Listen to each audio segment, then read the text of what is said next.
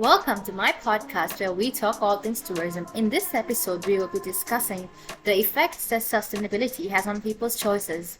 I work in a hotel myself, so I had the opportunity to talk to some people to gain an insight into what sustainability meant to them. I randomly chose 3 people that were happy to be interviewed, and out of them 2 were parents who had young kids, and the other a 22-year-old fresh graduate. The hotel that I work in is Zuka Residence. It is a place that strongly promotes sustainability and is Travel Life Gold certified for accommodation sustainability.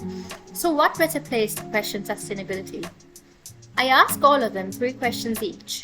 1 was what sustainability meant to them. 2 was is sustainability a reason they chose to stay at residence? And 3 was do you think your culture has an effect on your choices? When asked the first question, I received 2 similar yet different answers. Both the parents told me that to them, sustainability meant a better future for their children, and that though they might be late at understanding it, they hoped to make a difference for their children's lives. Contrastingly, the 22-year-old boy's answer was quite different. For him, sustainability meant giving back to the earth in a way in which we could heal the world. The second question too got some surprising answers. One mother told me that truly she didn't even know our hotel was a sustainable one. She just chose it because it seemed like a beautiful chain. The other father told me that his daughter booked the hotel for him and that she did like the fact that this was a place that practiced sustainability. So ideally, yes, sustainability did have a minor effect on the choice of hotel. The graduate, on the other hand, actually said that all the hotels for his tour was chosen depending on how eco-friendly the hotel was and how sustainable it was. That way, he can actually have a holiday he won't regret. The third question had the most deepest answers. The mother, who I mentioned before, said yes, that to her culture does affect her buying choices, that what she buys has an effect on her social status. If she buys cheaper items or goes to cheaper hotels, she feels lesser and inferior.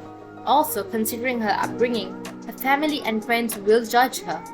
The father, on the other hand, said that he is originally from Brazil, and he said that his culture will always have an effect on his choices.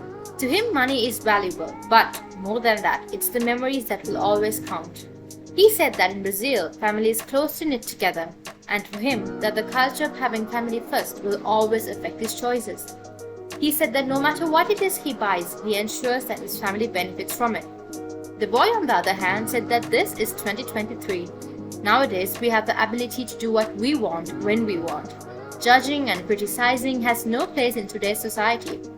So to him, truly his culture, no family, no friends affect his choices. He does what he wants when he wants to. Overall, it can be understood that yes, among younger people, sustainability does play a bigger role in their lives. And in the older generations, sustainability is accepted, but not yet fully understood. It may be the fact that sustainability is still a new subject to many cultures. And moreover, the people need to be open-minded to accept it and adapt to it. The way that some cultures portray sustainability and tourism also affects this. Different cultures have different attitudes towards the environment. Cultural beliefs and values can influence people's attitudes towards the environment. For example, some cultures may have a deep respect for nature and see it as something to be protected and preserved, while others may view the environment as something to be exploited for economic gain. Some cultures, on the other hand, have a traditional knowledge and practice. Many indigenous cultures have developed sustainable practices over generations, such as using natural resources in a way that preserves them for future generations. These practices can be valuable for achieving sustainable development and conservation. Culture can also influence people's consumption patterns, including the type of goods and services they purchase and the amount of waste that they generate. For example, some cultures may prioritize durable and high-quality products that can be repaired and reused, while others may prioritize convenience and disposability. Social norms and behaviors can also affect sustainability and people. Different cultures can also shape social norms and behaviors that can affect sustainability. For example, some cultures may have a strong social norms around recycling and waste reductions, while others may not place as much emphasis on these behaviors. Political and economic systems can also influence how cultures behave when it comes to sustainability. For example, some cultures may place high value on collective decision making and community involvement, which then leads to a more sustainable policies and practices. Overall, yes, culture plays an important role in embracing sustainability. It is also important to understand that people from different cultures may behave differently when they're visiting tourist destinations. For example, Chinese tourists are known to travel in large groups and tend to stick together. They may also be more comfortable only when speaking in Mandarin or Cantonese, which usually causes some communication barriers. Chinese tourists often take a lot of photos and selfies, and they may be more interested in visiting famous landmarks or shopping areas. On the other hand, Japanese tourists are often very polite and respectful. They may be more reserved and tend to keep to themselves. Japanese tourists may be interested in cultural experience, such as visiting museums or attending traditional performances.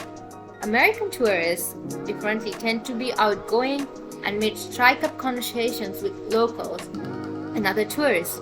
They may be interested in outdoor activities or adventure tourism, such as hiking or water sports.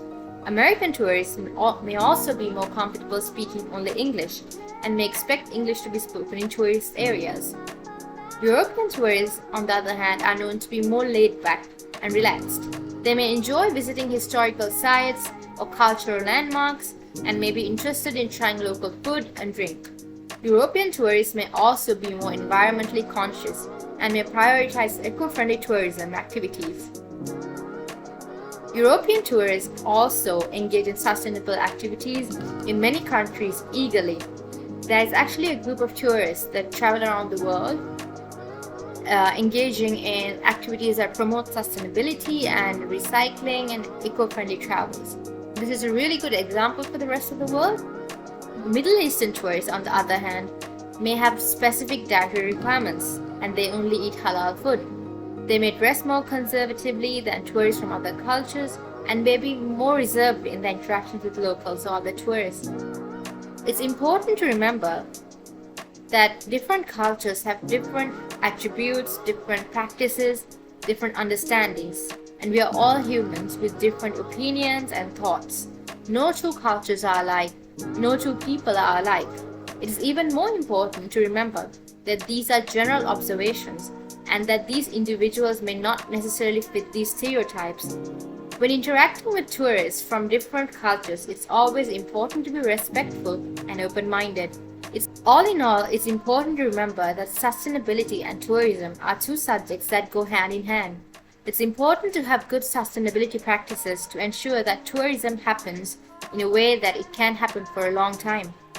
Pollution, destruction, littering, overpopulation, all of these lead to destruction of beautiful and wonderful tourism destinations. As tourists, it should be our moral and ethical responsibility to protect and behave in ways that protect the tourist destination, so that not just us, but the person after us and the generations after us get to enjoy these tourist destinations as equally as we have done today. So to have a better future, yes, sustainability is important. And to embrace sustainability, people's mindsets and people's thinking patterns also need to be changed. All in all, it's important to understand that there is a prospectful, foreseeable future. And it's only possible if we all join hands and unite to ensure that sustainability is practiced, so that not just us, but our future generations can have a great story to tell. Thank you for watching.